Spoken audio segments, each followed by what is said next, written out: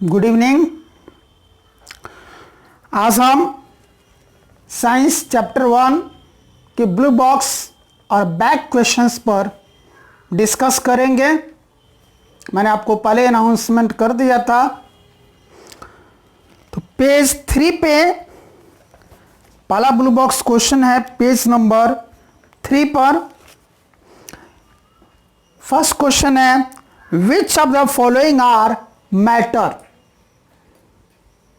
निम्नलिखित में से कौन पदार्थ हैं? मैटर के बारे में क्या पढ़ा था?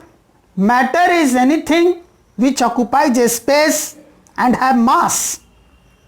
मैटर कोई भी एक ऐसी चीज होती है जो कुछ जगह घेरती है और जिसके पास कुछ न कुछ द्रव्यमान होता है, मास होता है। इन अनदर वर्ड्स, दूसरे शब्दों में हम कहते हैं matter is anything which has volume and mass both. Matter कोई भी एक ऐसी चीज होती है जिसके पास वॉल्यूम भी हो और मास भी हो।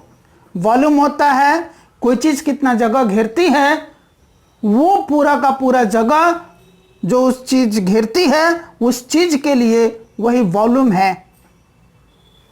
तो यहां पर है चेयर। इस हिसाब से चेयर एक मैटर हुआ क्योंकि चेयर के पास वॉल्यूम और मास दोनों होता है। एयर यह भी मैटर है, इसके पास भी वॉल्यूम और मास दोनों है। लव यह मैटर नहीं है क्योंकि इसके पास कोई वॉल्यूम नहीं है, इसके पास कोई मास नहीं है। लव क्या है? एक फीलिंग है, एक एहसास है, एक अनुभव है, एक भावना है, एक विचार है, एक वो उद्गार है जो किसी के दिल और दिमाग में उत्पन्न होता है। यह कोई एक भौतिक वस्तु नहीं है, इसलिए यह ना तो कोई जगह घेरता है और ना ही इसके पास कोई द्रव्यमान होता है। इसीलिए लव क्या है? मैटर नहीं है। Then smell. स्मेल भी मैटर नहीं है क्योंकि स्मेल के पास भी ना तो कोई वॉल्यूम होता है और ना ही कोई मास होता है। स्मेल भी एक फीलिंग है जिसको हम अपने नोज के जरिए महसूस करते हैं, एहसास करते हैं। यह एक एहसास है, यह एक अनुभव है। हेट यह भी मैटर नहीं है, यह भी एक फीलिंग है, एहसास है, हमारा अनुभव है, हमारे दिल और दिमाग में उत्पन्न होने वाला उद्गार है, भावना है, यह हमारी मनोभावना है। इसके पास भी कोई वॉल्यूम और मास नहीं है, इसीलिए हेट भी मैटर नहीं है। आलमंड्स, बादाम, ये मैटर है क्योंकि बादाम के पास, आलमंड के पास मास और वॉल्यूम दोनों होता है। थॉट ये मैटर नहीं है क्योंकि थॉट यानी कि विचार, यह भी एक तरह का उद्गार है जो किसी के दिल और दिमाग में उत्पन्न होता है। यह एक एहसास है, यह एक अनुभव है। कोल्ड यह भी मैटर नहीं है क्योंकि इसके पास भी मास और वॉल्यूम नहीं है। यह भी सिर्फ एक एहसास, एक फीलिंग है, एक अनुभव है जिसको हम अनुभव करते हैं हम अपने स्किन के माध्यम से। आपको पता होगा हमारे शरीर में 5 ज्ञानेंद्रियां हैं, 5 सेंस ऑर्गन्स हैं। Ear, nose, eyes, tongue and skin. किसी चीज को हम अपने ईयर से, यानी कि जो भी साउंड है, आवाज है, उसको हम लोग अपने ईयर से सेंस करते हैं। जो कुछ भी सामने विजुअल है उसको हम लोग अपने आईज से सेंस करते हैं। जहां से कोई भी स्मेल, चाहे वो अच्छी हो या बुरी हो, सुगंध दुर्गंध जो भी हो, वो आती है, उसको हम लोग अपने नोज के माध्यम से सेंस करते हैं। जो टेस्ट है किसी भी चीज का, उसको अपने टंग के माध्यम से हम लोग एक्सपीरियंस करते हैं। और ठंडा है, गर्म है, कठोर है, मुलायम है, रुखड़ा है, स्मूथ है, चिकना है, वगैरह वगैरह, ये सारी चीज़ों को हम अपने स्किन की मदद से सेंस करते हैं। तो कोल्ड यह भी एक सेंस है जो हम अपने सेंस ऑर्गन स्किन से सेंस करते हैं, तो यह मैटर नहीं है। कोल्ड ड्रिंक यह मैटर है क्योंकि यह भी एक जगह घेरती, इसके पास वॉल्यूम है और इसके पास मास भी होता है। स्मेल ऑफ परफ्यूम यह मैटर नहीं है। एक बार फिर से यह एक ऐसा एहसास है जिसको हम अपने नोज के मदद से फील करते हैं, अनुभव करते हैं, एक्सपीरियंस करते हैं, सेंस करते हैं। नेक्स्ट क्वेश्चन है question number 2, give reasons for the following observation. नीचे एक ऑब्जर्वेशन दिया गया है, उसके लिए हमको रीजन, कारण बताना है।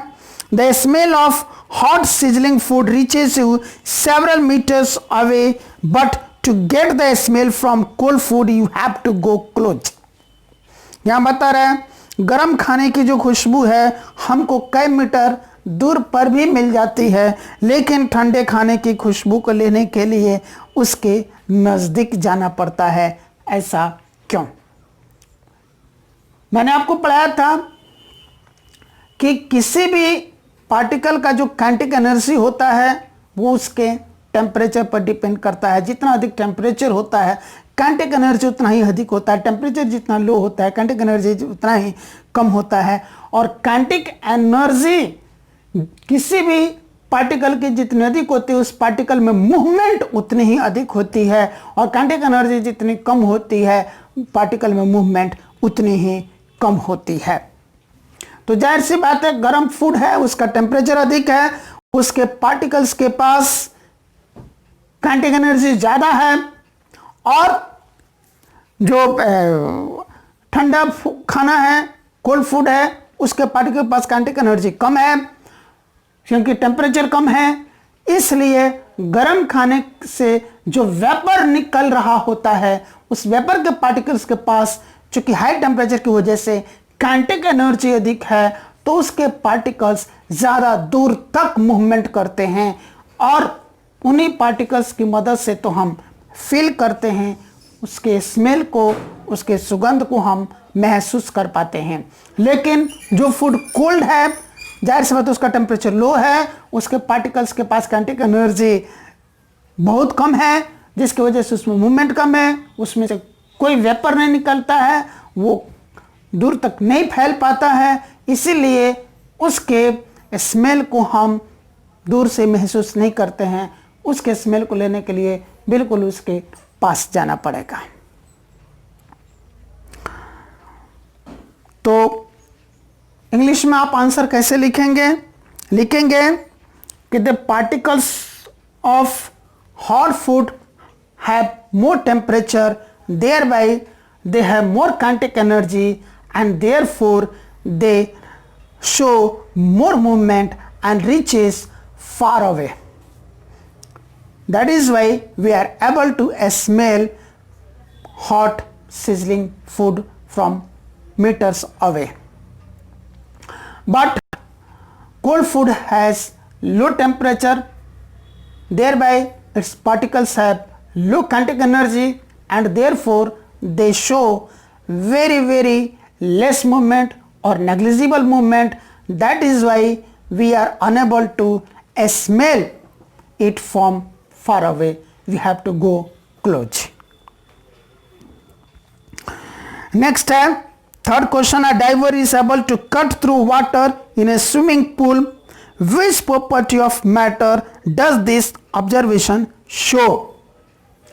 एक जो गोताखोर होता है, डाइवर होता है, वो स्विमिंग पूल में पानी को काट पाता अपने हाथ से, पैर से, वो पूरे शरीर से, अगर ज़्यादा गहराई नहीं है स्विमिंग पूल की तो चलते हुए इस पार से उस पार चला जाता है, या फिर तैरते वक्त वो अपने हाथ से पानी को काट पाता, अपने पैरों से काट पाता है। ऐसा क्यों होता है? पानी के पास, वाटर के पास कौन सी ऐसी प्रॉपर्टी है जो प्रॉपर्टी यहाँ पर वर्क करती है? तो आंसर ये है कि वाटर लिक्विड स्टेट में है और उसके पार्टिकल्स के बीच में जो फोर्स ऑफ अट्रैक्शन होता है वो वीक होता है, और उसके पार्टिकल्स के बीच में जो स्पेसेस होते हैं वो ज़्यादा होते हैं। एक डाइवर इन दोनों ही प्रॉपर्टीज़ का यूज़ करता है कि वाटर के पार्टिकल्स के बीच में स्पेस ज़्यादा होते हैं और उसके पार्टिकल्स के बीच में जो फोर्स ऑफ अट्रैक्शन होता है वो कम होता है। इसी के कारण डाइवर जो है अपने हाथ पैर से, अपने शरीर से पानी को आसानी से काट पाता है।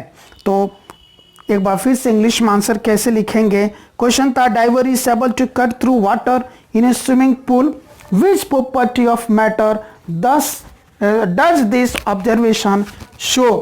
A diver is able to cut through water in a swimming pool.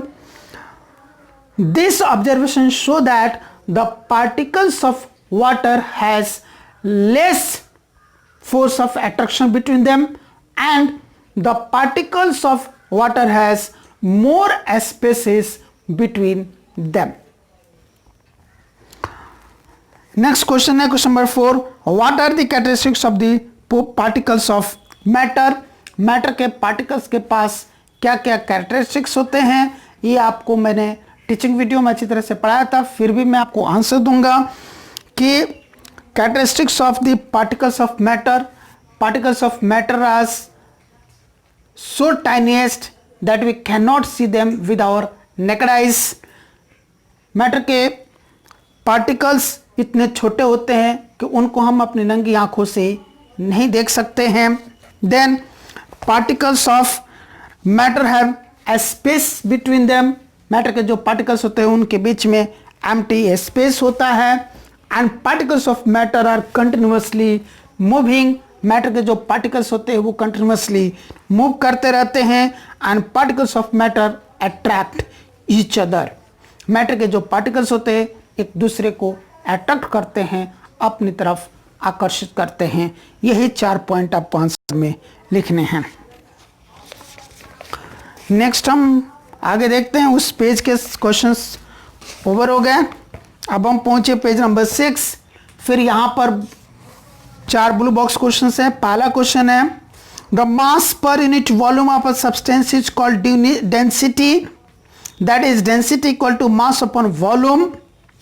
यहाँ पर क्वेश्चन में बता रहा है कि मास पर यूनिट वॉल्यूम को हम डेंसिटी कहते हैं। किसी भी सब्सटेंस के मास को अगर उसके वॉल्यूम से डिवाइड कर दिया जाए तो जो आंसर आता है वो उसकी डेंसिटी होती है, उसका घनत्व होता है। इसीलिए डेंसिटी का फॉर्मूला बनता है, density is equal to mass upon में volume.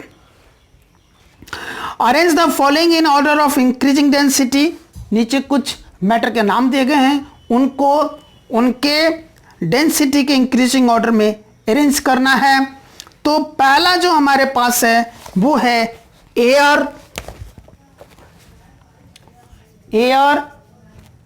Then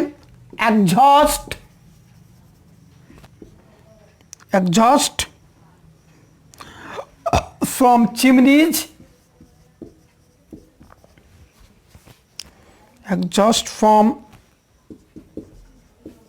chimneys, then a honey, फिर water, then chalk, then cotton and iron। Density कैसे निकलती है अभी बताया, मास पर यूनिट वॉल्यूम। डेंसिटी क्या है, मास upon volume. Mass per unit volume is called as density, घनत्व।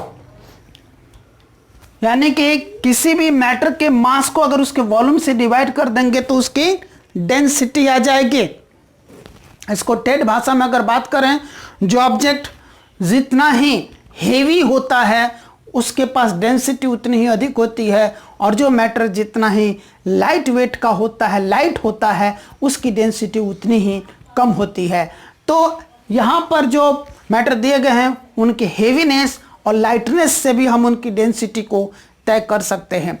दूसरी चीज़, जो चीज़ हेवियर होती है वह लाइटर चीज़ में सिंक हो जाती है, यानी कि डूब जाती है। यानी कि यूं कहें कि जिस मैटर की डेंसिटी अधिक है वो लो डेंसिटी वाले मैटर में सिंक हो जाती है, डूब जाती है। इस प्रॉपर्टी का भी हम इस्तेमाल कर सकते हैं इस क्वेश्चन का आंसर देने के लिए।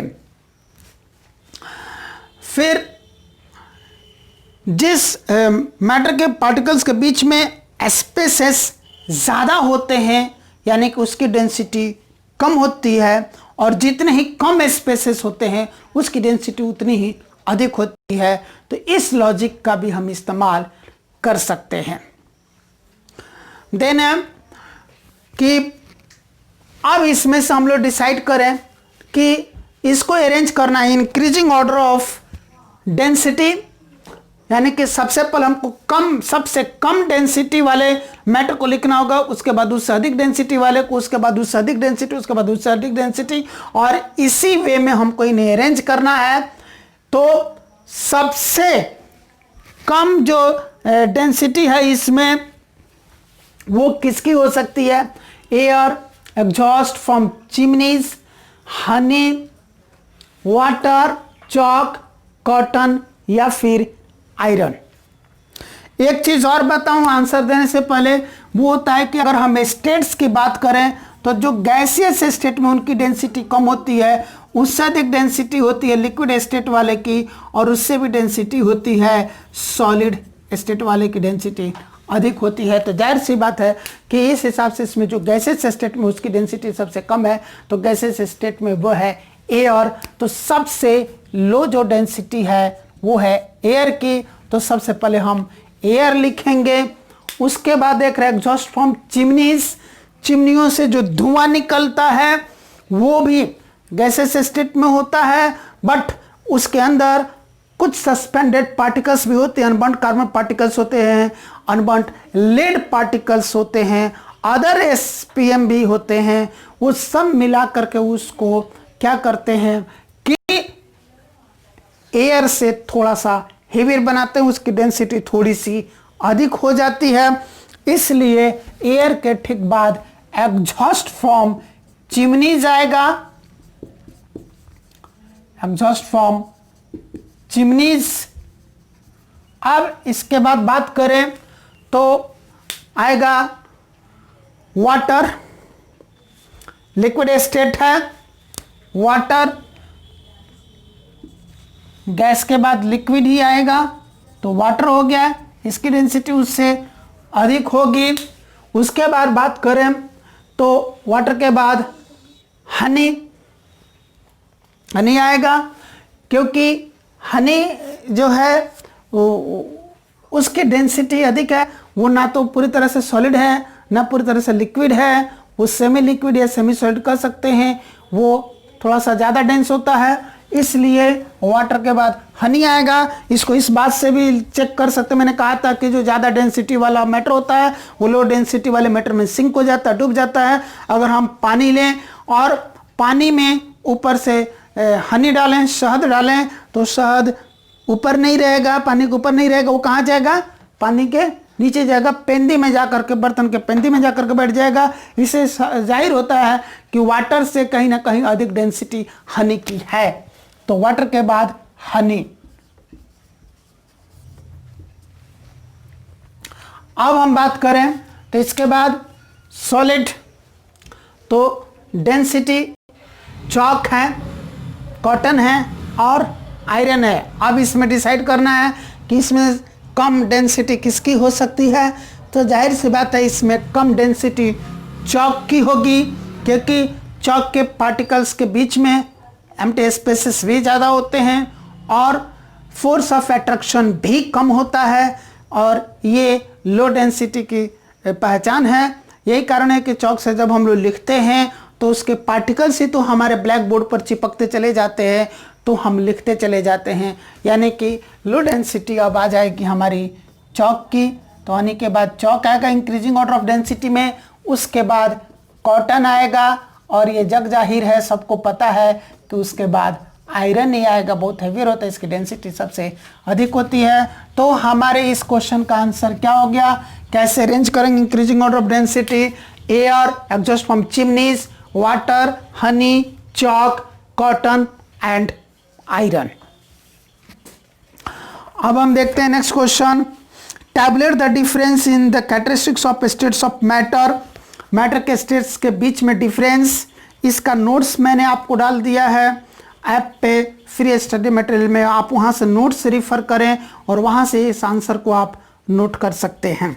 वैसे टीचिंग वीडियो को भी आप ध्यान से देखेंगे तो टीचिंग वीडियो में भी मैंने इसके डिफरेंस को खूब अच्छी तरीके से समझाया है और साथ में नोट्स भी दे दिया है, आप उसको रिफ़र करें। नेक्स्ट है comment upon following rigidity, compressibility, fluidity, filling a gas container, shape, kinetic energy and density. साथ साथ जब आप स्टेट्स ऑफ मैटर के बीच में डिफरेंस करेंगे तो उस वक्त इन पर भी आपको कमेंट करना है। आपको मैं क्विकली रिवाइज करता हूँ। रिजिडिटी की अगर हम बात करें तो सॉलिड के पास रिजिडिटी सबसे अधिक होती है, मच मोर हाई होती है। बट या कि यूं कह सकते हैं कि सॉलिड में रिजिडिटी होती है, लिक्विड में रिजिडिटी नहीं होती, गैस में रिजिडिटी नहीं होती है। नेक्स्ट है कंप्रेसिबिलिटी, गैस में नेग्लिजिबल कंप्रेसिबिलिटी है और लिक्विड में लिटिल कंप्रेसिबिलिटी है और गैस में मच मोर कंप्रेसिबिलिटी है। फ्लूइडिटी, फ्लो मतलब बहना, फ्लो से ही बना, फ्लूइडिटी यानी कि बहने की क्षमता। तो सॉलिड में नो फ्लूइडिटी होती है, बिल्कुल भी फ्लूइडिटी नहीं होती। लिक्विड में फ्लूइडिटी होती है और गैस में लिक्विड से ज़्यादा फ्लूइडिटी होती है, more fluidity than liquids. Next है filling a gas container, gas container में भरने की कैपेसिटी। तो solids can not be filled in gas container, solid को गैस कंटेनर में हम भर नहीं सकते। लिक्विड्स को भी बहुत लिटिल भर सकते हैं, यानी कि इसके पास जो प्रॉपर्टी होती है वो वेरी वेरी लिटिल होती है to be filled in a gas container, but gas can be easily filled in a gas container. वो नाम ही है गैस कंटेनर, तो गैस को तो बड़ी आसानी से ही उसमें फिल किया जा सकता है। शेप, सॉलिड का जो शेप होता है वो फिक्स्ड शेप होता है, डेफिनेट शेप होता है। लिक्विड का शेप फिक्स नहीं होता, डेफिनेट नहीं होता है। It acquires the shape of the container in which it is kept, liquid को जिस कंटेनर में रखा जाता है वो उसी कंटेनर का शेप ले लेता है। Then kinetic energy, particles of solid have very very less kinetic energy, particles of liquids have more kinetic energy and particles of gas has much more kinetic energy. Then density, solids has highest density, then liquids have low density and gases have very very very low density. तो इस तरीके से आप उस पर comment कर देंगे। Next question है गिव रीजंस। थर्ड क्वेश्चन में ए पार्ट है a gas fills completely the vessel in which it is kept. जब एक गैस को किसी कंटेनर में रखते हैं तो वो गैस उस कंटेनर को पूरी तरह से भर देती है। इसका रीजन ये है कि gas fills completely the vessel in which it is kept because a gas occupies the entire space in a cylinder. Its volume is not fixed, its volume is not definite, it acquires the volume of the entire container in which it is kept. Next, a gas exerts pressure on the walls of the container. Gas जो होता है जिस container में जिस cylinder में रखते हैं उसकी दीवार पर प्रेशर लगाता है। तो कारण क्या है? क्योंकि गैस के पार्टिकल के पास काइनेटिक एनर्जी बहुत बहुत बहुत अधिक होती है और उसी काइनेटिक एनर्जी की वजह से उनके पार्टिकल्स में मूवमेंट भी बहुत बहुत अधिक होती है और उसी कारण से ये प्रेशर एक्सर्ट करते हैं। तो क्या लिखेंगे? A gas exerts pressure on the walls of the container because the particles of gas has much more kinetic energy, thereby movement in particles of gas has much more to exert pressure on the walls of the container.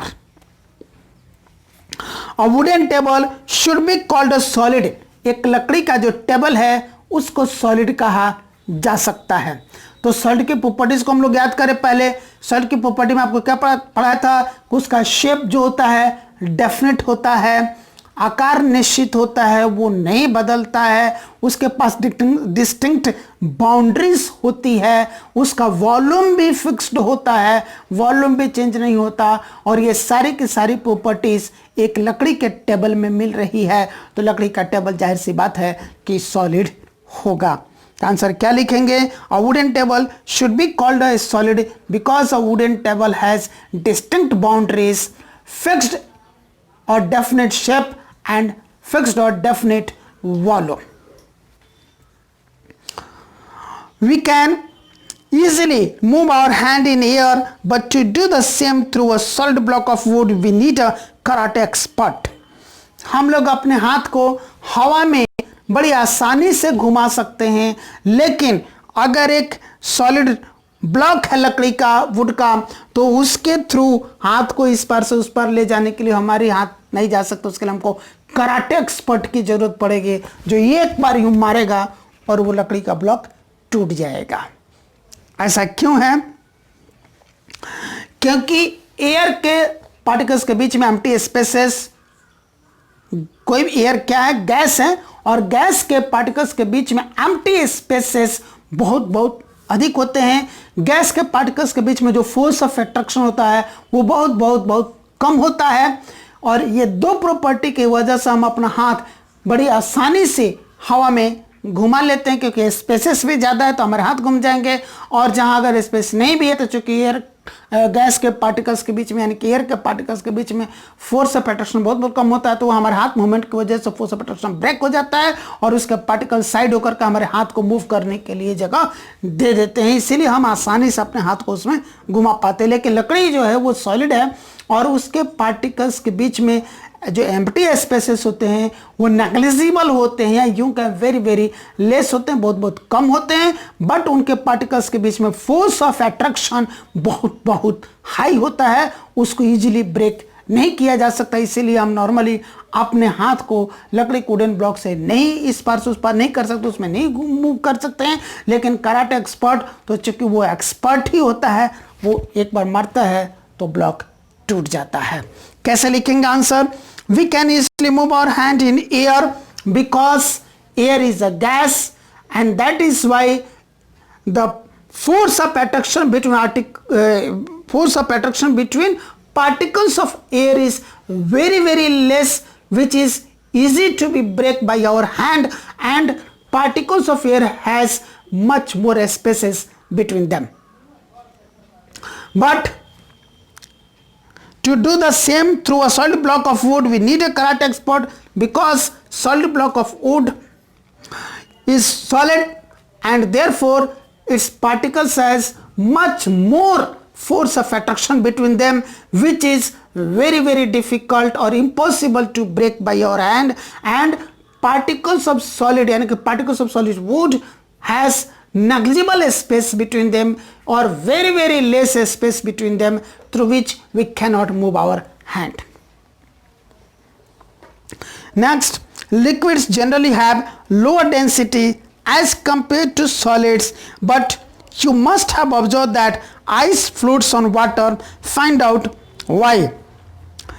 Liquid जो होते हैं, liquids generally have lower density as compare to solids. Liquid की जो density होती है वो solid से कम होती है। अभी थोड़ी देर पहले मैंने आपको समझाया था, सबसे अधिक डेंसिटी तो सॉलिड में ही होती है, उससे कम डेंसिटी लिक्विड में होती है, और उससे कम डेंसिटी गैस में होती है। और हमने अभी अभी आपको ये भी बताया था कि जिस ऑब्जेक्ट की डेंसिटी कम होती है वो अपने हेवियर डेंसिटी वाले ऑब्जेक्ट के सरफेस पर फ्लोट करता है, तैरता है।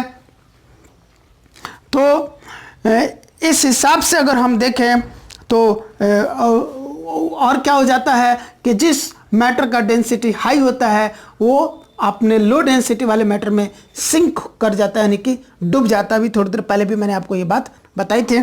तो वही लॉजिक यहाँ पर लागू हो रहा है। यहाँ बोला liquids generally have lower density as compare to solids. Liquid के पास सॉलिड से ज़्यादा डेंसिटी होती है, but you must have observed that ice floats on water. लेकिन आपने जरूर देखा होगा आइस जो है वाटर के सरफेस पर फ्लोट करता है।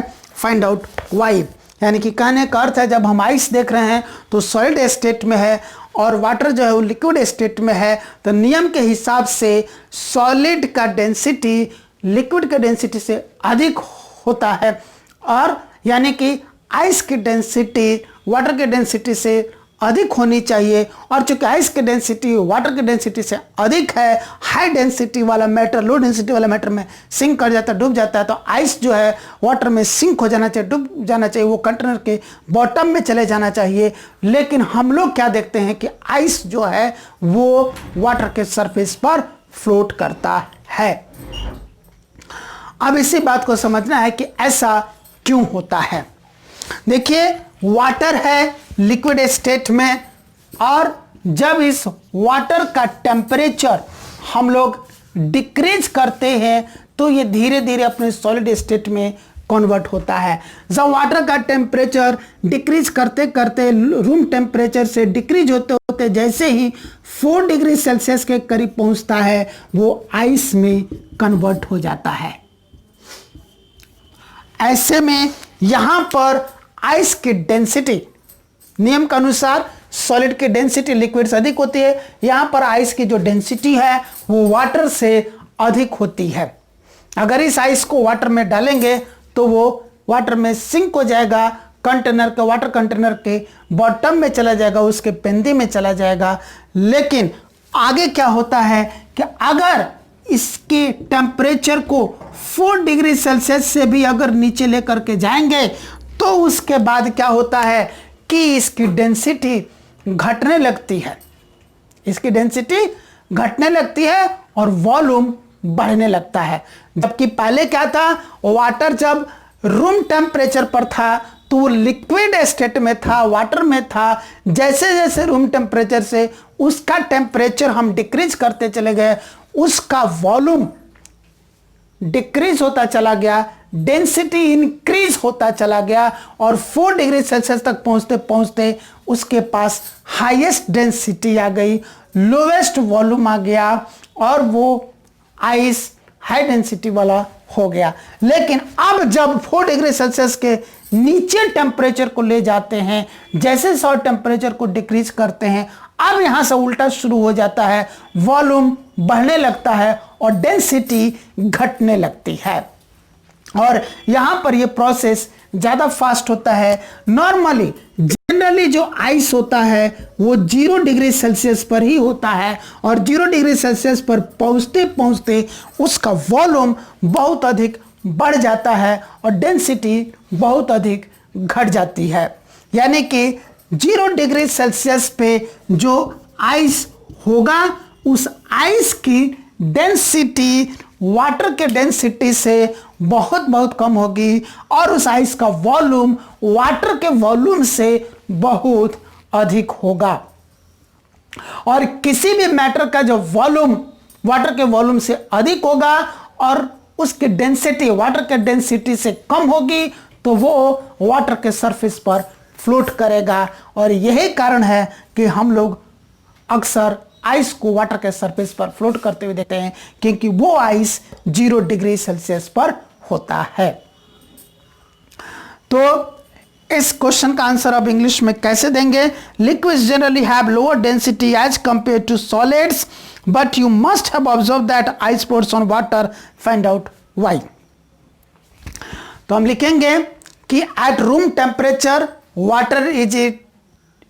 water is in its liquid state, and as the temperature starts decreasing, the density of water starts increasing and its volume starts increasing. As the temperature reaches to 4 degrees Celsius, water gets converted into its solid state completely, that is ice, and at this temperature ice has highest volume and lowest density as compared to water.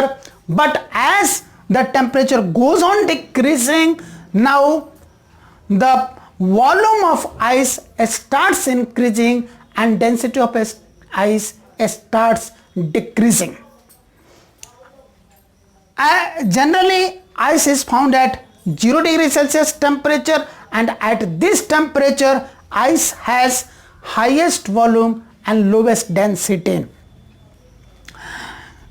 That is why ice floats on the surface of water, as we know that a matter having less density and more volume than water floats on the surface of water.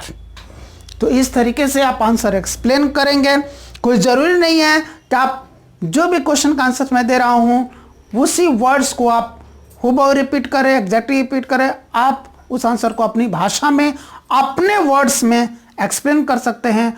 मेरी यहाँ पर कोशिश सिर्फ यही है कि मैं वो ईजीएस्ट वे में आपको बोलूँ, ईजीएस्ट वे बताऊँ, ताकि हर किसी को समझ में आए, चाहे वो ओवर ब्रिलियंट स्टूडेंट हो, ब्रिलियंट हो, या डल स्टूडेंट हो, या बहुत ज़्यादा डल स्टूडेंट हो।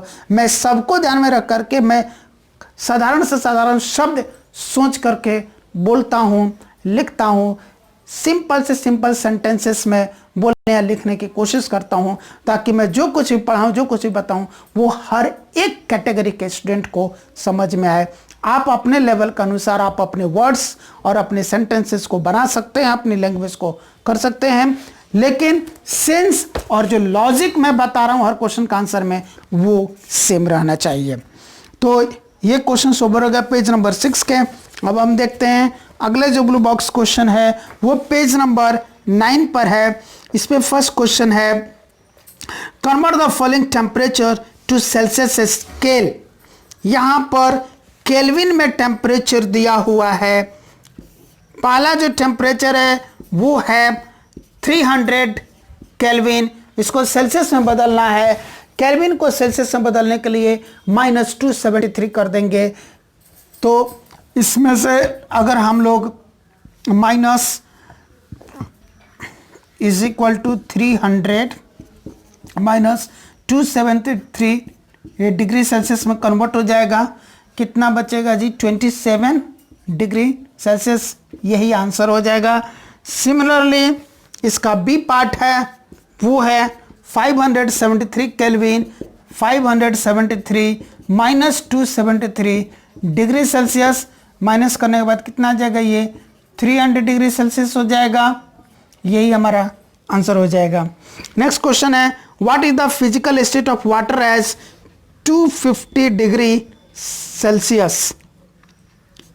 250 डिग्री सेल्सियस, यहाँ पर वाटर जो होगा अपने गैसियस स्टेट में होगा, टोटली गैस स्टेट में होगा। नेक्स्ट है 100 डिग्री सेल्सियस। 100 डिग्री सेल्सियस ये वाटर का बॉइलिंग टेम्परेचर होता है, और बॉइलिंग टेम्परेचर वो मिनिमम टेम्परेचर होता है जिस मिनिमम टेम्परेचर पर कोई लिक्विड अपने वेपर स्टेट में कन्वर्ट होना स्टार्ट करता है। तो वाटर का बॉइलिंग पॉइंट 100 डिग्री सेल्सियस, इसका अर्थ है कि 100 डिग्री सेल्सियस पर वाटर वेपोराइज होना शुरू होता है, अपने गैसेस स्टेट में वाटर वेपर में कन्वर्ट होना शुरू होता है। इसका अर्थ यह हुआ कि इस टेम्परेचर पर वाटर का कुछ पार्ट गैसेस स्टेट में होगा, कुछ अभी लिक्विड स्टेट में होगा। तो 100 डिग्री सेल्सियस पर वाटर क्या होगा? लिक्विड एंड गैसियस दोनों ही स्टेट पर होगा, जबकि 250 डिग्री सेल्सियस पर वो टोटली गैसेस स्टेट में होगा। Then for any substance why does the temperature remain constant during the change of state? ये टीचिंग वीडियो में मैंने इस बात को अच्छी तरह से एक्सप्लेन किया था, फिर से बता रहा हूँ। यहाँ था कि किसी भी सब्सटेंस का जब स्टेट चेंज होता है तो उसका टेम्परेचर कांस्टेंट रहता है। ऐसा क्यों?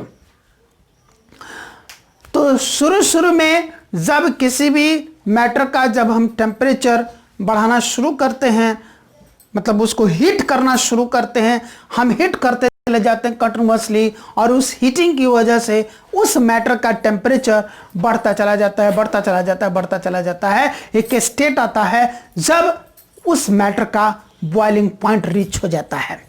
बॉइलिंग पॉइंट आ जाता है। बॉइलिंग पॉइंट वो मिनिमम टेम्परेचर जिस मिनिमम टेम्परेचर पर कोई सब्सटेंस अपने लिक्विड स्टेट से गैसेस स्टेट में कन्वर्ट होता है, या अगर वो क्या कहते हैं उसको मेल्टिंग पॉइंट है तो वो मिनिमम टेम्परेचर होगा जिस मिनिमम टेम्परेचर पर कोई सॉलिड अपने लिक्विड स्टेट में कन्वर्ट होना शुरू होता है। अगर वो सबलाइम होने वाला ऑब्जेक्ट होगा तो सबलाइमिंग पॉइंट होगा, यानी कि वो मिनिमम टेम्परेचर जिस मिनिमम टेम्परेचर पर एक सॉलिड बिना लिक्विड स्टेट में डायरेक्टली अपने गैसेस स्टेट में कन्वर्ट होता है। तो हम लोग क्या देख रहे हैं कि जब हम पहले टेम्परेचर को इंक्रीज करते हैं तो वो बढ़ते बढ़ते एक स्टेट आता है जहां पर सॉलिड सब्सटेंस का मेल्टिंग पॉइंट, लिक्विड सब्सटेंस का बॉइलिंग पॉइंट या कुछ अनदर जो स्पेशल सॉलिड सब्सटेंसेस हैं उनका सबलाइमिंग पॉइंट आ जाता है। उसके बाद उस मैटर का स्टेट चेंज होने लगता है, और जब उस मैटर का स्टेट चेंज होने लगता है यानी कि बॉइलिंग पॉइंट पर सॉलिड गैस में मेल्टिंग पॉइंट पर सॉलिड लिक्विड में कन्वर्ट होने लगता है, बॉइलिंग पॉइंट पर लिक्विड गैसेस स्टेट में कन्वर्ट होने लगता है, सबलाइमिंग पॉइंट पर एक सॉलिड बिना लिक्विड स्टेट में डायरेक्टली अपने गैसेस स्टेट में कन्वर्ट होने लगता है। तो वहां पर पहुंचकर कब टेम्परेचर कांस्टेंट हो जाता है, जबकि हमारी हीटिंग नीचे से कंटिन्यू रहती है। तो ये जब तक ये स्टेट कन्वर्जन का प्रोसेस चल रहा होता है तब तक टेम्परेचर वहीं पर रुका रहता है, बॉइलिंग पॉइंट पे, मेल्टिंग पॉइंट पे या सबलाइमिंग पॉइंट पर ही टेम्परेचर कांस्टेंट रुका रहता है। टेम्परेचर वहां बढ़ता नहीं, जबकि हीटिंग जो है नीचे से कंटिन्यूअसली जारी रहती है, कंटिन्यू रहती है। तो वो जो हीट एनर्जी अब जा रही है, हीटिंग वाली हीट एनर्जी, वो हीट एनर्जी कहाँ चली जाती है, टेम्परेचर क्यों नहीं इंक्रीज होता है, यही एक क्वेश्चन पूछना चाह रहा है। तो दरअसल होता क्या है कि उसके बाद का जो हीट एनर्जी है वो हीट एनर्जी उस मैटर के पार्टिकल्स के बीच में जो फोर्स ऑफ अट्रैक्शन है उसको ब्रेक करने में खर्च होता है, और पार्टिकल्स के बीच का जो फोर्स ऑफ अट्रैक्शन ब्रेक होगा तभी तो अपने स्टेट चेंज करेंगे। सॉलिड के पार्टिकल्स के बीच में जो फोर्स ऑफ अट्रैक्शन होता है वो बहुत हाई होता है, वो high force of attraction break होगा तभी तो लो फोर्स ऑफ अट्रैक्शन बनेगा। और ये लो फोर्स ऑफ अट्रैक्शन किसके पार्टिकल्स में होते हैं जी? लिक्विड में होते हैं, यानी कि तभी तो सॉलिड लिक्विड में कन्वर्ट होगा। लिक्विड के पार्टिकल्स के बीच में जो फोर्स ऑफ अट्रैक्शन है वो लो है, वो और ब्रेक होगा तभी तो वो मच मोर लेस होगा, और much more less force of attraction किसका पार्टिकल्स में होता है? गैस के पार्टिकल्स में होता है, यानी कि तभी तो लिक्विड गैस में चेंज होगा। जो सॉलिड है उसके पार्टिकल्स के बीच में force of attraction much more high होता है, गैस में मच मोर लेस होता है। अगर हम गैस को हीट कर रहे हैं तो उसके बीच का force of attraction much more break होगा तभी तो मच मोर हाई से मच मोर लेस होगा, और वो मैटर डायरेक्टली सॉलिड से गैसेस स्टेट में चेंज होगा बिना लिक्विड स्टेट में आए हुए। और उस फोर्स ऑफ अट्रैक्शन को तीनों ही केसेस में, चाहे जो भी हो, solid to liquid, liquid to gas या सॉलिड टू डायरेक्टली गैस, तीनों ही स्टेट में मैटर के पार्टिकल्स के बीच के फोर्स ऑफ अट्रैक्शन को ब्रेक करना है, और इस फोर्स ऑफ अट्रैक्शन को ब्रेक करने के लिए, उसको वीक करने के लिए, कमजोर बनाने के लिए एनर्जी की जरूरत है, और वही एनर्जी इस हीट एनर्जी से मिलती है, यानी कि उसके बाद का जो हीटिंग है वो वाली हीट एनर्जी इस काम में खर्च हो जाती है, जिसकी वजह से टेम्परेचर नहीं बढ़ पाता है। लेकिन एक बार जब स्टेट चेंज हो गया उसके बाद कोई फोर्स ऑफ अट्रैक्शन को ब्रेक करने में हीट एनर्जी नहीं खर्च हो रही है, तो फिर वो हीट एनर्जी क्या करेगी? उस मैटर के टेम्परेचर को बढ़ाना शुरू कर देगी। उसके बाद फिर अब टेम्परेचर में इंक्रीजमेंट दिखाई देने लगेगा। यही यहां पर क्वेश्चन था। तो क्वेश्चन ये था कि for any substance why does the temperature remain constant during the change of state? For any substance, the temperature remains constant during the change of state because the heat energy being supplied is consumed in breaking the force of attraction between particles of the matter. Suggest a method to liquefy atmospheric gases. जो atmospheric gases हैं उसको liquid में convert करने के लिए process क्या है? तो उसका टेम्परेचर हम डिक्रीज करेंगे और उसके ऊपर प्रेशर इंक्रीज करेंगे, वो एटमॉस्फेरिक गैस ऑटोमेटिकली लिक्विड में कन्वर्ट हो जाएगा। चेंज ऑफ स्टेट में मैंने पढ़ाया था आपको, वो टीचिंग वीडियोस को आप एक बार फिर से रिवाइज कर लें, आपको कंसेप्ट क्लियर हो जाएगा। तो यहाँ पर हम आंसर क्या लिखेंगे, to liquefy atmospheric gases we will decrease the temperature and increase the pressure, that's all. Then page number 10 पे यहां पर 4 ब्लू बॉक्स क्वेश्चंस हैं। फर्स्ट क्वेश्चन है, why does a desert cooler cool better on a hot dry day. Next question है, how does the water kept in a earthen pot become cool during summer. Why does our palm feel cold when we put some acetone or petrol or perfume on it. Why are we able to sip hot tea or milk faster from a saucer rather than a cup? इनके answers मैंने आपको जो teaching video दिया था उसमें explain किया था, plus इनका आंसर्स लिख करके नोट्स बना करके मैंने फ्री स्टडी मटेरियल में अपलोड कर दिया है, आप वहां से इनको रिफर करें। बस क्विकली मैं फिर भी आपको समझा दे रहा हूं।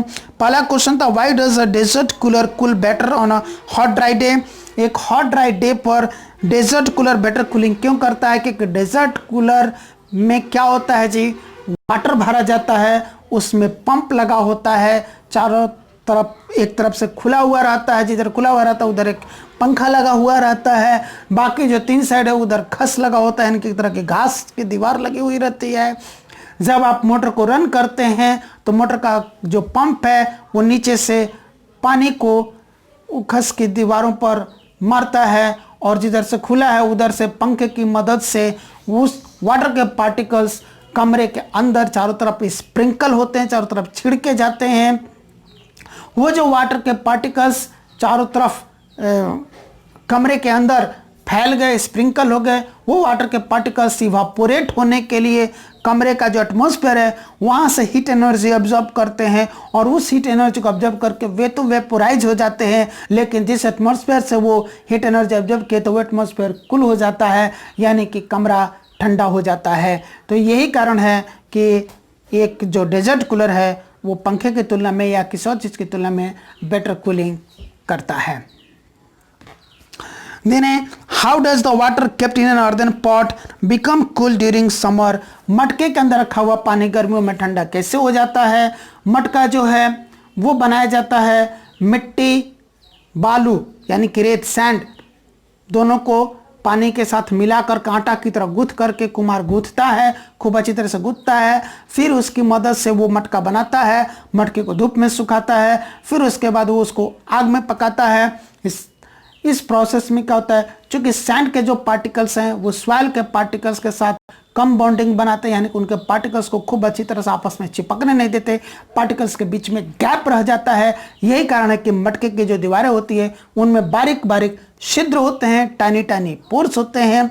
जब मटके के अंदर हम पानी डालते हैं तो उन्हीं बारीक बारीक छिद्रों से होते हुए, उन टाइनी टाइनी पोर्स से होते हुए उसके अंदर का रखा हुआ पानी रिस रिस के थोड़ा थोड़ा बहुत ही थोड़ी मात्रा में वो घड़े के बाहरी सरफेस पर आ जाता है, मटके के बाहरी सरफेस पर आ जाता है, और जैसे ही वो आउटर सरफेस पर आता है अर्दन पॉट के, वहां से वो इवापोरेट होता है। वो वाटर के पार्टिकल्स इवापोरेट होने के लिए मटके से और मटके के सराउंडिंग जो एयर है उससे हीट एनर्जी ऑब्जर्व कर लेते हैं और वो इवापोरेट हो जाते हैं। अब जो है वो जो मटके की दीवार है उसका हीट लॉस हो गया, जो उसके संपर्क में एयर है उसका हीट लॉस हो गया। इनको अपना लॉस बर्दाश्त नहीं है, ये अपने लॉस को पूरा करने के लिए क्या करते हैं, मटके के अंदर जो रखा हुआ पानी है उससे हीट एनर्जी ऑब्जर्व करके अपने लॉस को मेंटेन कर लेते हैं।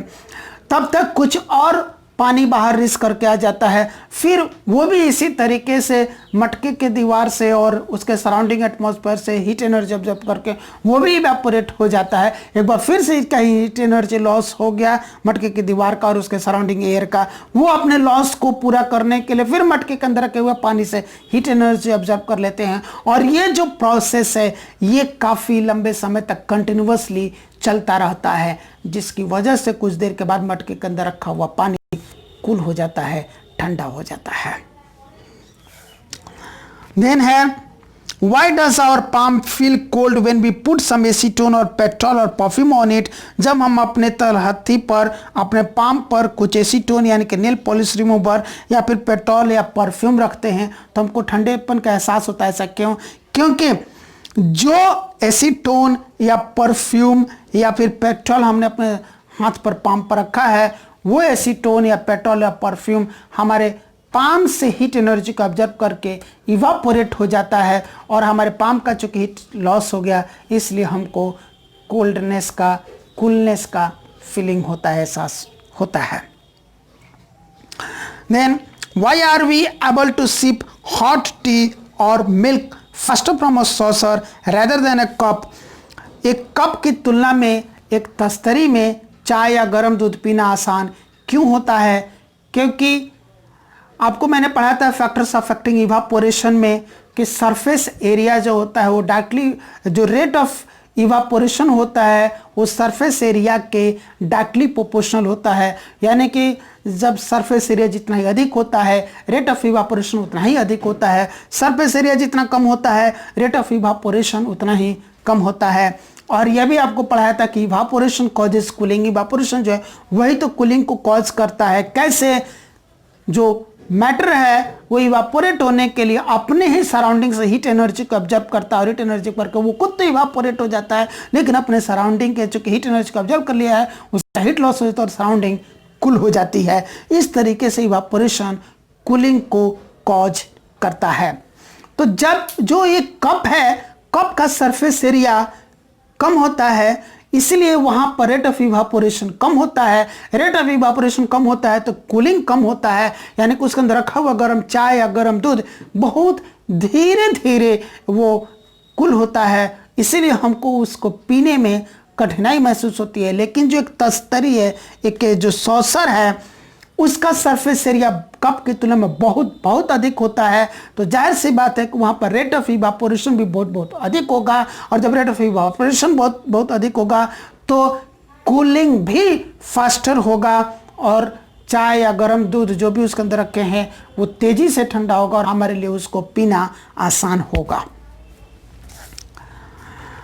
इनके आंसर्स मैंने लिख करके, नोट्स बना करके फ्री स्टडी मटेरियल में हमने अपलोड कर दिया है, आप वहाँ से इसको रिफ़र करें। देन हम पहुँच गया पेज नंबर 12 पर। ये बैक क्वेश्चन है। इसमें पहला क्वेश्चन है convert the following temperature to Celsius scale. यहाँ भी टेम्परेचर केल्विन में दिया हुआ है, इसको सेल्सियस में बदलना है। और अभी अभी आपको सिखाया था केल्विन को सेल्सियस में बदलने के लिए उसमें से 273 माइनस कर देंगे, तो 273 माइनस करके आप लिखिए, वो डिग्री सेल्सियस में कन्वर्ट हो जाएगा। नेक्स्ट क्वेश्चन है convert the following temperature to the Kelvin scale. यहाँ पर डिग्री सेल्सियस में दिया हुआ है, उसको केल्विन में बदलना है, तो जस्ट इसका अपोजिट हो गया, यानी कि जो भी सेल्सियस में दिया हुआ है उसमें 273 प्लस कीजिए, डिग्री सेल्सियस में वो केल्विन में बदल जाएगा। यानी कि डिग्री सेल्सियस में जो भी नंबर दिया हुआ है उसमें 273 प्लस कर दीजिए, अब जो आंसर आएगा वो केल्विन में होगा। Next, give reason for the following observations. यहाँ पर कुछ ऑब्जर्वेशन है, उसके लिए रीजन आपको देना। Naphthalene balls disappear with time without leaving any solid. जो नैप्थलीन बॉल्स होते हैं, फिनाइल की जो गोलियां होती हैं, वो समय के साथ डिसअपियर हो जाती हैं, गायब हो जाती हैं, बिना कुछ वहाँ पर अपना सॉलिड छोड़े हुए। ऐसा क्यों? क्योंकि जो नैप्थलीन है वो टेम्परेचर इंक्रीज होने पर सबलाइम हो जाता है, यानी कि डायरेक्टली सॉलिड स्टेट से अपने गैसेस स्टेट में कन्वर्ट हो जाता है बिना लिक्विड स्टेट में आए हुए। तो जाहिर सी बात है समय के अनुसार टेम्परेचर इंक्रीज होगा और टेम्परेचर इंक्रीजमेंट की वजह से सबलाइमिंग पॉइंट रीच होगा नैप्थलीन बॉल्स का, और उस सबलाइमिंग पॉइंट पर धीरे धीरे धीरे धीरे करके वो नैप्थलीन बॉल्स सबलाइम हो जाएंगे, डायरेक्टली गैसेस स्टेट में कन्वर्ट हो जाएंगे, और वो नैप्थलीन के गैसेस ओपन एटमॉस्फेयर में मिक्सअप हो जाएंगे। तो जहां वो नैप्थलीन बॉल्स रखे गए थे वहां पर कोई रेसिड्यू नहीं बचेगा, ना सॉलिड के फॉर्म में ना लिक्विड के फॉर्म में, कुछ भी नहीं बचेगा। तो हम आंसर कैसे लिखेंगे? Naphthalene balls disappear with time without leaving any solid because naphthalene balls gets sublimed, that is they gets converted into their gaseous state directly without reaching to the liquid state. and thereby they leaves no residue. Next है we can get the smell of perfume sitting several meters away. Perfume का जो smell है हम लोग उसको बहुत कई metre दूर से भी महसूस कर लेते हैं। ऐसा क्यों है? This is because the particles of perfume has much more kinetic energy, that is why particles of perfume has much more movement and that is why they reaches meters away. Arrange the following substances in increasing order of forces of attraction between the particles. यहाँ पर 3 substances दिए गए, water, sugar and oxygen. इनके particles के बीच में forces of attraction के अनुसार इनको इंक्रीजिंग ऑर्डर में अरेंज करना है। तो आपको याद होगा मैंने पढ़ाया है कि सॉलिड के पार्टिकल्स के बीच में फोर्स ऑफ अट्रैक्शन सबसे अधिक होता है, मच मोर हाई होता है। उसके बाद लिक्विड के पार्टिकल्स के बीच में फोर्स ऑफ अट्रैक्शन सॉलिड से कम होता है और गैस के पार्टिकल्स के बीच में जो फोर्स ऑफ अट्रैक्शन होता है वो लिक्विड से भी कम होता है, यानी कि सबसे कम फोर्स ऑफ अट्रैक्शन गैस में ही होता है। सॉलिड के पार्टिकल्स में जो फोर्स ऑफ अट्रैक्शन है उससे कम लिक्विड के पार्टिकल्स में और उससे कम गैस के पार्टिकल्स में फोर्स ऑफ अट्रैक्शन होता है। यानी कि अरेंजमेंट कैसा है कि पहले सॉलिड सब्सटेंस, फिर लिक्विड सब्सटेंस और फिर गैसेस सब्सटेंस आएगा। तो यहां पर हमको जो ऑप्शन में दिए गए वाटर, शुगर एंड ऑक्सीजन, इसमें सॉलिड है शुगर, शुगर के क्रिस्टल सॉलिड है तो पहले शुगर लिखेंगे, फिर लिखेंगे लिक्विड, तो वाटर लिक्विड में है तो शुगर के बाद वाटर आएगा, फिर गैसेस स्टेट वाला लिखेंगे, ऑक्सीजन गैस है तो लास्ट में ऑक्सीजन आएगा। तो इस क्वेश्चन का परफेक्ट आंसर क्या होगा? Sugar, water and oxygen. Next है what is the physical state of water at 25 degree Celsius. 25 degree Celsius पर वाटर का स्टेट क्या होगा? लिक्विड होगा। 0 डिग्री सेल्सियस, 0 डिग्री सेल्सियस पर वाटर का स्टेट क्या होगा? ये मेल्टिंग पॉइंट होता है वाटर का, यानी कि 0 डिग्री सेल्सियस पर वाटर जो सॉलिड स्टेट में है वो लिक्विड स्टेट में कन्वर्ट होना शुरू होता है। यानी कि इसका अर्थ ये हो गया कि 0 डिग्री सेल्सियस टेम्परेचर पर वाटर सॉलिड और लिक्विड दोनों स्टेट में होगा।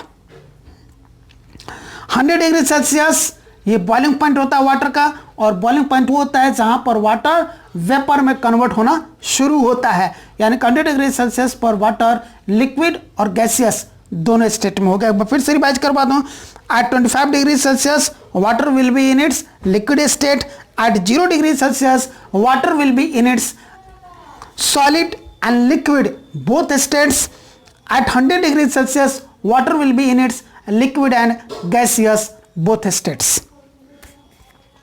नेक्स्ट है गिव 2 रीजंस टू जस्टिफाई। नीचे कुछ दिए गए उनको जस्टिफाई करने के लिए 2 रीजन देने हैं। पहला है water at room temperature is a liquid, room temperature पर वाटर लिक्विड होता है। 2 रीजन यही है। पहला ये है कि the volume of water is constant, fixed, definite.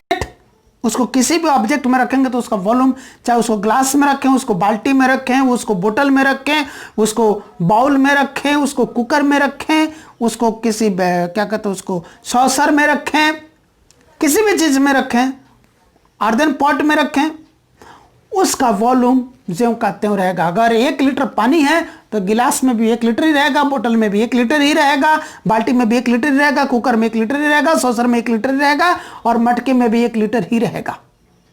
उसका वॉल्यूम चेंज नहीं होगा।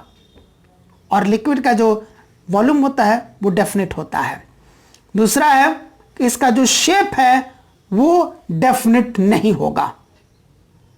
वो किसी भी कंटेनर में रखेंगे तो उस कंटेनर का ही शेप ले लेगा। गिलास में रखेंगे वही पानी गिलास के शेप में, बोतल में बोतल के शेप में, मटके में मटके के शेप में, सॉसर में सॉसर के शेप में, कुकर में कुकर के शेप में, बकेट में बकेट के शेप में, उसको जिस कंटेनर में रखेंगे उसी का शेप ले लेगा। और ये प्रॉपर्टी किसकी है? लिक्विड की। इसीलिए वाटर एट रूम टेम्परेचर क्या होता है? लिक्विड होता है। तो हम क्या लिखेंगे? Water at room temperature is a liquid because first point it has definite volume, that is fixed volume, and second it has no fixed shape, it acquires the shape of the container in which it is kept. Next है an iron almirah is a solid at room temperature. एक लोहे की जो अलमारी होती है room temperature पर solid होती है। तो सॉलिड के फीचर्स क्या है उसका? एक तो शेप क्या कहते हैं, डेफिनेट होता है, फिक्स्ड होता है, शेप चेंज नहीं होता उसके पास, और उसका जो क्या कहते हैं जो वॉल्यूम होता है वो भी फिक्स्ड होता है। तो वॉल्यूम और शेप दोनों ही फिक्स्ड होते हैं, और लोहे का अलमारी का भी वॉल्यूम और शेप फिक्स रहता है। चाहे उस अलमारी को आप छत पर रखिए, आप अपने घर के बाहर द्वार पर रखिए, अपने किसी भी कमरे में रखिए, बेडरूम में रखिए, किचन रूम में रखिए, ड्राइंग रूम में रखिए, अपने आंगन में रखिए, कहीं भी रखिए, उसका शेप ज्यों का त्यों रहता है और उसका वॉल्यूम भी ज्यों का त्यों रहता है, कुछ भी नहीं चेंज होता, इसलिए वो क्या है, सॉलिड है। तो यहां पर क्या लिखेंगे हम? An iron almirah is a solid at room temperature because first point it has definite shape and second its volume is fixed. Next है why is ice at 273 Kelvin more effective in cooling than water at the same temperature? 273 Kelvin यानी कि 0 degree Celsius, 0 degree Celsius पर ice भी है और 0 degree Celsius पर water भी है। तो जो आइस है वो वाटर की तुलना में ज़्यादा कूलिंग इफेक्ट क्यों देता है? क्योंकि उसके पास लैटेंट हीट ऑफ फ्यूजन अधिक होता है, इसलिए वो ज़्यादा कूलिंग इफेक्ट शो करता है। तो क्या लिखेंगे? At 273 Kelvin, sorry, ice at 273 Kelvin is more effective in cooling than water at the same temperature because ice has more latent heat of fusion than water. Next है what produces more severe burns, boiling water or steam? ज़्यादा अधिक जलन किससे होगा? Boiling water से या फिर steam से? जाहिर सी बात है स्टीम से होगा। क्यों होगा? क्योंकि स्टीम के पार्टिकल्स में काइनेटिक एनर्जी वाटर के, बॉइलिंग वाटर के पार्टिकल्स के बीच में जो काइनेटिक एनर्जी होती है उससे बहुत ज़्यादा होती है, इसीलिए वेपर के, स्टीम के पार्टिकल्स में पेनेट्रेशन पावर ज़्यादा होता है, मूवमेंट पावर ज़्यादा होता है, यानी कि पेनेट्रेशन पावर ज़्यादा होता है, तो ज़्यादा गहराई तक घुस करके बर्न करते हैं। जबकि जो वाटर के पार्टिकल्स उनके पास काइनेटिक एनर्जी लेस होता है, तो मूवमेंट लेस होता है, तो ज़्यादा गहराई तक नहीं, कम गहराई तक या सरफेस लेवल तक ही बर्न करते हैं। तो यहां हम क्या लिखेंगे? हाँ, steam produces more severe burns than boiling water because the particles of steam has much more kinetic energy than the particles of boiling water. Thereby, penetration power of particles of steam is much more than the penetration power of particles of boiling water. Next है name A, B, C, D, E and F in the following diagram showing change in its state. यहाँ पर state change हो रहे हैं और A, B, C, D करके options दिए गए हैं, उनकी जगह हमें बताना है कि A की जगह क्या आएगा, B की जगह क्या आएगा, C की जगह क्या आएगा, D की जगह क्या आएगा, E की जगह क्या आएगा और F की जगह क्या आएगा। तो हम ये आपको डायग्राम बना के ही समझा दे रहे हैं। यहाँ पर